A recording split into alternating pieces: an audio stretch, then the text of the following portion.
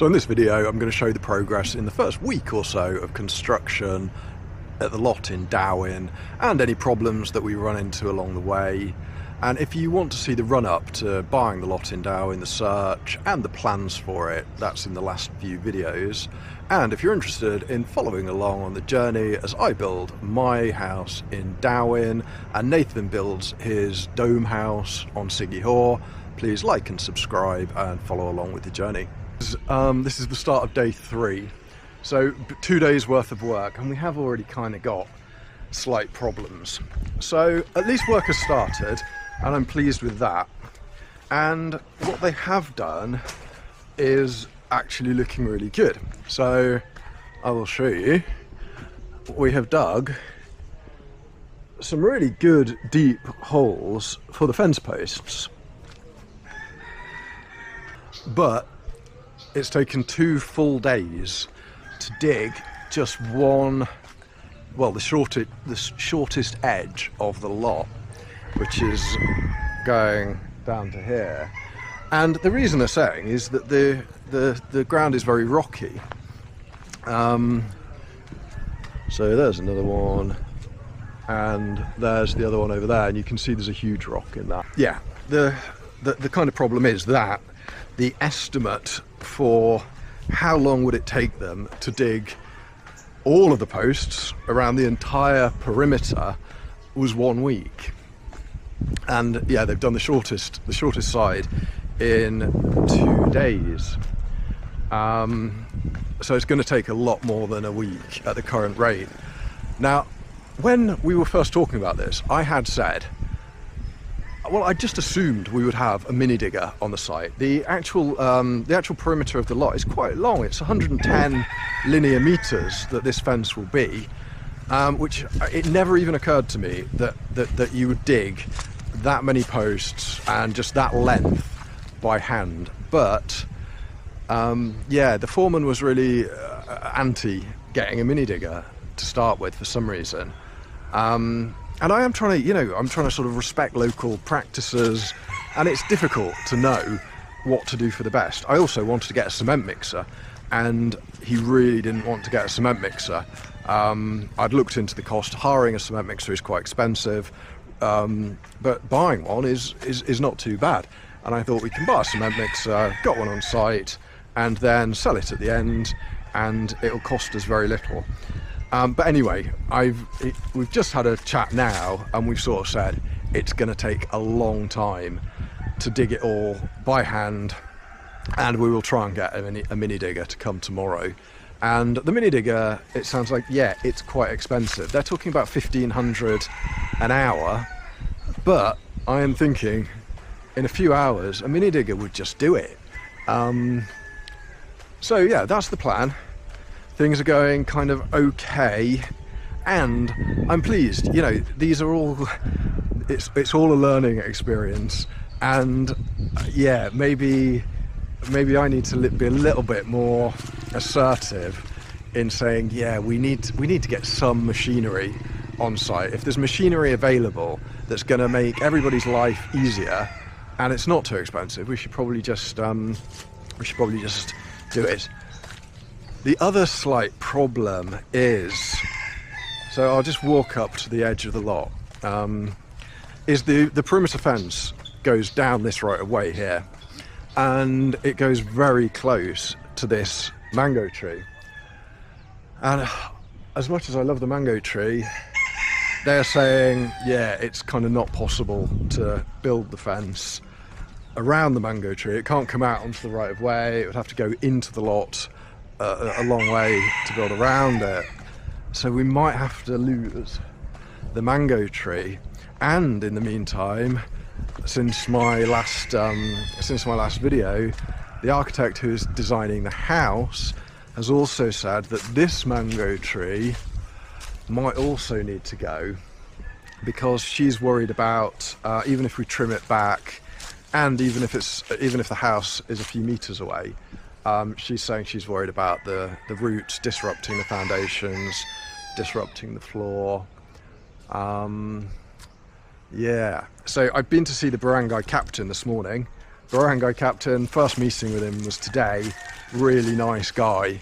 Yeah, really chatty, and I was in the barangay captain's office for like an hour and a half, and it was just him chatting to me, and yeah, really nice guy. So he has said, yeah, there's no problem with getting a permit to remove the trees if we need to, and he has given me his letter sort of authorising that. Yeah, I'm still going to sort of see how it goes for a bit, because I would really like to keep at least this one, because it's just lovely to have some shade, and to have, yeah, beautiful mango tree. But we'll see. Yeah, maybe it needs to go. So anyway, that's update day 2.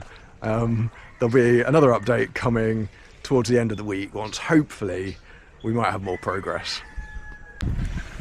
The mini digger has arrived, so this should make things so much easier, hopefully. You can see him driving up the street. The lorry has had to leave him a bit further up because the electricity wires are just extremely low. And if you can see there, the electricity wires are too low for the lorry to get all the way down. But he's gotten to within about 100 metres of the place, and yeah, we finally have a mini digger. Okay, so it's day 4, Thursday, and I feel like things are finally starting to come together a little bit. We now have a mini digger on site. Yeah, it's I'm not going to lie, it's been a slightly frustrating start, and yeah, I'm glad that we're only doing a fence to start with, because it is all a learning process, and hopefully all the lessons that I kind of learn whilst building the fence then can make the actual process of building the house a lot smoother. So yeah, with hindsight, we should have had a mini digger on site from day 1, because essentially it's taken 3 full days to dig 18 metres of the perimeter, so just the shortest side, and the entire perimeter is 110 metres. And yeah, when we were originally talking about it, the whole digging process was only meant to take a week. Now, I think it's nobody's fault. You know, the soil is rocky, and it's just taking them too long to dig it by hand. So anyway, yeah, mini digger now here, and I feel like hopefully now we should make some serious progress. I'm thinking a matter of a few hours, and the mini digger should have gone around the whole perimeter and sorted that out. So yeah, that's been a frustration. The other slight issue is the mango trees. So this one does need to come down. This one, they're trimming it now, so we'll see, but maybe that will need to come down as well ultimately. And I think I've caused them frustration over this mango tree, because he said at the beginning of the week, he said, yep, this one needs to come down, it's right on the border, and it's going to be extremely difficult to build a fence anywhere near it. And I said, yeah, you know, if it needs to come down, then that is fine, and I will start the process of getting the permits. And yeah, he didn't want to get permits, basically. He said, yeah, that's not the way things work here. You can just remove a tree, no problem at all. And he was sort of saying, you know, he'll chop it down basically that day. And I think I'm just really aware that, you know, I am a foreigner in this country, and the law is really clear that you need a permit to remove a tree, and you can go to prison for not having a permit. And I kind of get that, yeah, the locals have got a really nice, relaxed attitude towards rules and regulations and stuff. And yeah, I've no doubt that if it was a local, they would just take the tree down. But I visited the barangay captain, he was really nice. He gave the clearance, and then I visited the mayor's office with the barangay clearance, to ask for the actual permit, and I did that 2 or 3 days ago now. So I think a permit is kind of coming imminently. Yeah. So I'll do another update tomorrow, when hopefully all of the post holes should have been dug, and yeah, the entire perimeter really should have been dug, with maybe the odd exception where the digger can't get to. I don't know if the camera's zooming in far enough to see them, but it is quite amazing watching them trimming this tree, and it does make me worried. Yeah, they are extremely high up. They've got no safety gear on, and yeah, they're just amazing. They're amazing at it. Yeah, this would never be allowed in England.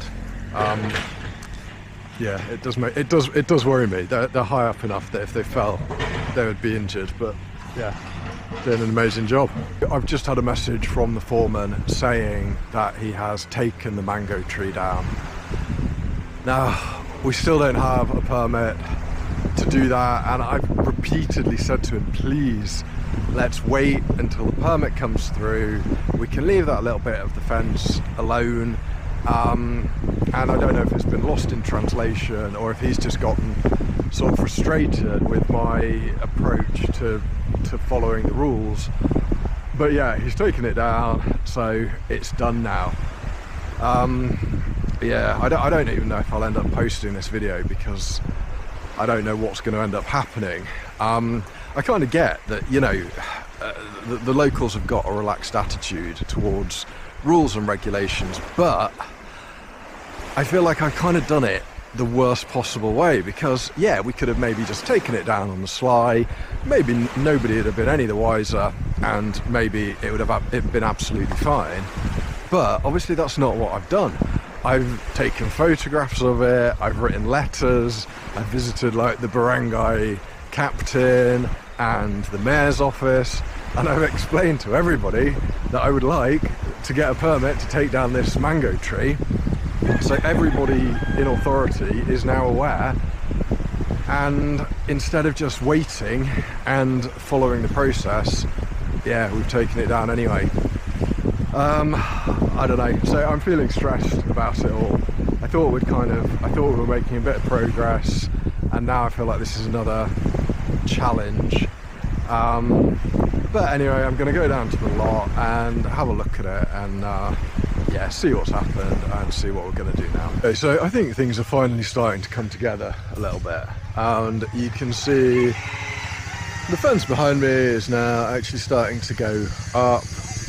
The mini digger did a really good job, and in one day, well, over 2 days, but in just about 10 hours, it dug the entire perimeter, and that was, yeah, $1,200 an hour.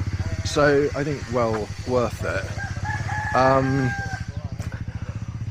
Yeah, it's been a bit of a stressful first week, because things did seem like they were going very slowly, and also I've been stressed by the tree situation. Now you'll notice that this tree, the mango tree behind me, is now down, and the other one, the big one, is still there.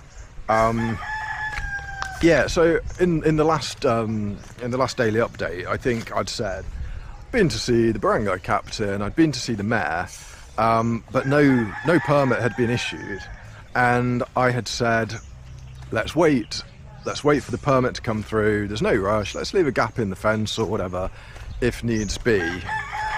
And that was either lost in translation, or maybe the foreman was just getting frustrated with my kind of rule following attitude. And anyway, he knocked down that tree before the permit came through, and I was feeling worried about that because, yeah, as I said in the last daily update, you know, I am a guest in this country, and I want to do everything I can to follow the rules, and not get into trouble and do everything right. But anyway, so yeah, I had a stressful couple of days, and I wasn't really sure what to do about it. I did speak to various people who said, you know, you're overthinking it. and rules aren't enforced here particularly strictly, and yeah.